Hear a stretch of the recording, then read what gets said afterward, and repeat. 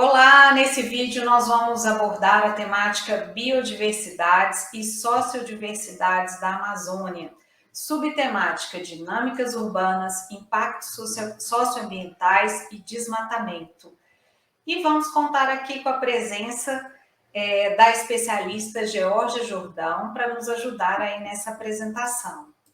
Bem-vinda. Eu te passo a palavra, Georgia, aí pedindo que você esclareça sobre a importância dessa temática e também da subtemática, né, para o contexto amazônico. Também te peço que você apresente como é que essa temática se organiza na proposta do programa Itinerários Amazônicos, tendo em vista as diversidades aí dos territórios. Obrigada, Juliana. Bom dia a todos. Bom, então hoje eu vou abordar com vocês, falar um pouquinho para vocês sobre o desmatamento, né? A floresta amazônica é um importante depósito de carbono e o desmatamento pode liberar grandes quantidades de CO2 na atmosfera, contribuindo aí para o aumento da temperatura terrestre. Pode levar à perda de serviços ecossistêmicos. A floresta amazônica fornece aí uma ampla gama de serviços ecossistêmicos, como a regulação da água, a conservação do solo, controle de pragas, que são importantes aí para o funcionamento daquela região e do planeta, né?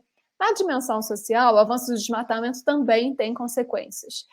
Por exemplo, a subtração de recursos naturais conectados à subsistência e modos de vida de povos indígenas, que a gente sabe que são povos originais dessa região, para modos de vida de comunidades tradicionais, sobretudo aquelas que são historicamente vulneráveis, né, como assentados da reforma agrária, como ribeirinhos, como comunidades tradicionais, comunidades quilombolas. Pode, inclusive, levar ao deslocamento dessas comunidades e à perda desse patrimônio cultural, né? E aí, com consequências para o aumento da pobreza, o aumento da insegurança alimentar. Na dimensão econômica, o desmatamento também tem consequências, né? Como, por exemplo, a perda de madeiras que são valiosas, né? Madeiras da nossa biodiversidade, como o mogno, como o jatobá, e outros produtos florestais não madeireiros, como as sementes, os frutos, produtos que a gente ainda nem conhece, né? E a interrupção de atividades relacionadas ao turismo, por exemplo. Por todas essas consequências aí, em todas essas dimensões e escalas geográficas, lidar com essa questão é urgente, mas também é um grande desafio, né? Por exemplo, o território amazônico transcende as fronteiras brasileiras e inclui outros países, né? Outros 7 países, como a Bolívia, Colômbia, Equador, a Guiana, Peru, Suriname e a Venezuela.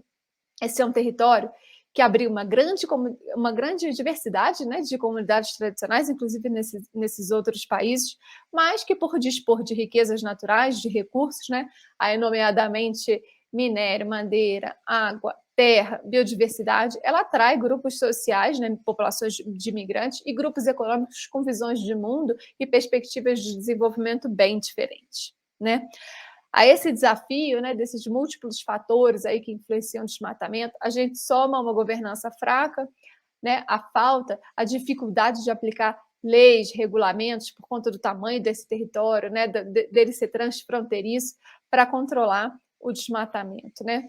Nesse sentido, assim, eu proponho aos educadores, né, que uma forma, aos professores, que uma forma interessante de aprofundar o tema do desmatamento é localizando essas diferentes questões nos diferentes territórios da Amazônia Legal. A gente sabe que elas ocorrem de formas bem diferentes, assim, a depender das características sociodemográficas, das características físicas, da ocorrência desses recursos.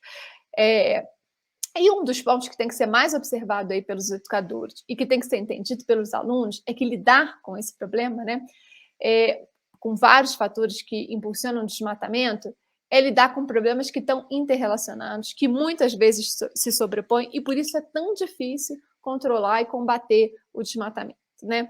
Daí, para enfrentar efetivamente essa prática, é importante pensar a partir de cada território, de forma criativa, em estratégias de ação que são integradoras, né? Que são capazes de lidar tanto com os fatores econômicos e políticos que favorecem a ocorrência do desmatamento, que a gente já falou, quanto com os impactos ambientais e sociais decorrentes dessa prática, né?